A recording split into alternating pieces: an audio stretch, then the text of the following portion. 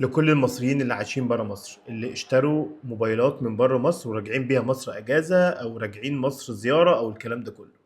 ده نداء واستغاثه لوزاره الاتصالات المصريه، وهقول لكم مقترح يحل المشكله بتاعه التليفون دي وبتاعه التسجيل، لان بصراحه اللي بيحصل في الموضوع ده مهزله عن تجربه شخصيه حصلت معايا. فيا ريت تشيروا الفيديو عشان يوصل ويحلوا المشكله دي كلها. المشكله بتبدا انك بتوصل المطار بتلاقي الموبايل مش شغال، ودي حقيقه، ومن وانت اول لحظه مش هيشتغل اول ما تفتحه اللي انت مش مسجله اصلا. فبتتصل وبتعمل شكوى يوزلس، شكوى مفيش فيها اي حاجه بتحصل. انا طبعا قعدت يومين معاهم وابعت شكوى وابعت الورق اللي بيطلبوه ومفيش اي حاجه بتحصل. فجبت موبايل تاني كده حطيت فيه الشريحه بتاعتي عشان اتعامل الاسبوع اللي انا قاعده في مصر. وجيت في اخر يوم بنقل الشريحه بتاعتي في موبايلي اللي ما كانش شغال، اتفاجئت انه شغال.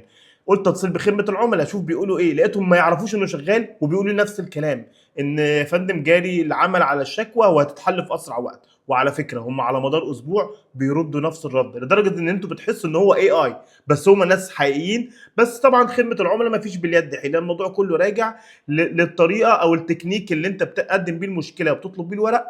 هو ده اللي بيبطئ البروسيس بتاعه تسجيل الموبايل. فاول حاجه كده انا عندي مقترح، يا ريت وزاره الاتصالات تخلي العكس، اوصل واسبوع لو ما بعتش الورق او ما بعتش حاجتي اقفل لي التليفون. لكن لازم تخليني اوصل اعرف اتواصل مع اللي جاي ياخدني، مع اهلي، مع اي حد. وبعد كده اسبوع ما بعتلكش الورق او 4 ايام 5 ايام ما بعتش الورق اقفل لي الموبايل.